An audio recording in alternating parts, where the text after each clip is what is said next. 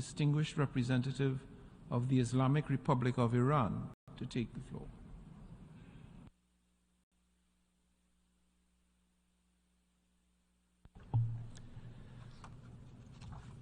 In the name of God, the compassionate, the merciful, Mr. President, I would like to begin by warmly welcoming His Excellency Bruno Rodriguez Parilla, Honorable Minister for Foreign Affairs of the Republic of Cuba, to this important meeting.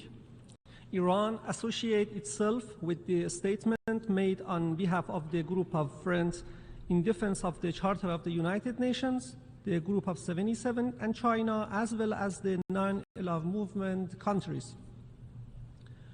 We would also like to express our appreciation to the Secretary General for his report, which presents the views of member states condemning the unilateral and extraterritorial economic, commercial, and financial embargo imposed by the United States of America on Cuba.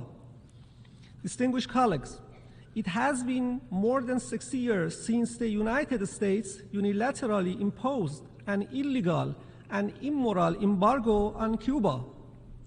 Its effect continued to limit the possibility for Cubans' economic growth, curb foreign investment, hinder trade relations with third countries, and create the maximum possible barriers to banking and other financial operations.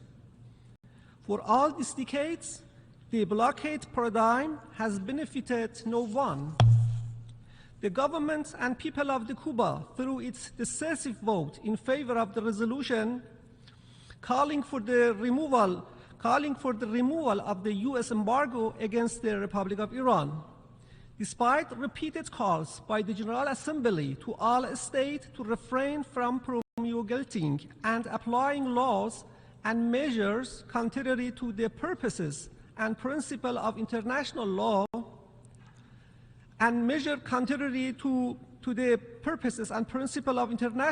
including the UN Charter, and despite the call to respect the sovereignty of states, non-intervention, non-interference, and freedom of international trade and navigation, Cuba is still subject to an illegitimate and immoral embargo that violates its inalienable rights to development. Mr. President, the Islamic Republic of Iran categorically opposes the application of any unilateral restrictive measures against sovereign state member of the United Nations, and would like to reiterate its position that imposition of such measures runs contrary to the goals and principles enshrined in the UN Charter. Further, the extraterritorial extension of those restrictive measures is in direct violation of legitimate right of other states to fully cooperate with Havana. Iran has been the target of the United States unlawful and inhuman sanctions since 1979.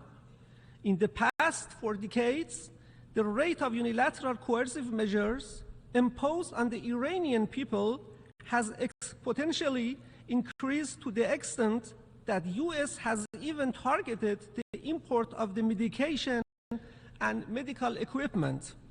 In addition to the imposition of this unilateral illegal sanction against Iran, in gross violation of its obligation under the UN Charter, as well as the Security Council Resolution 2231-2015, the U.S. brazenly continues to threaten other states to either violate the said resolution or face punishment.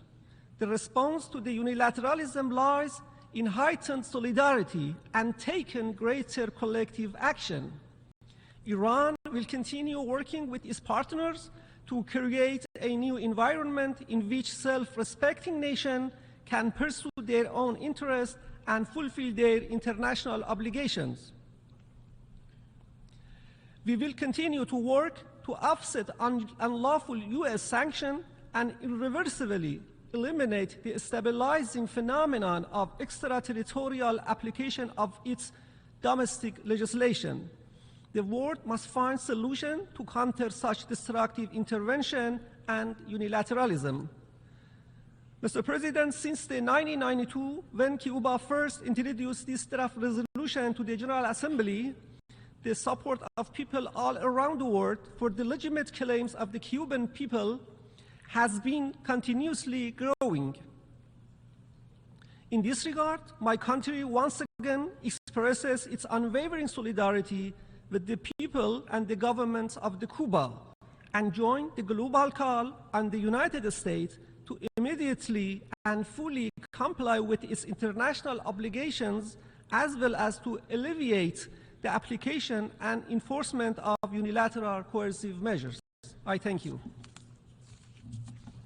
I should like to thank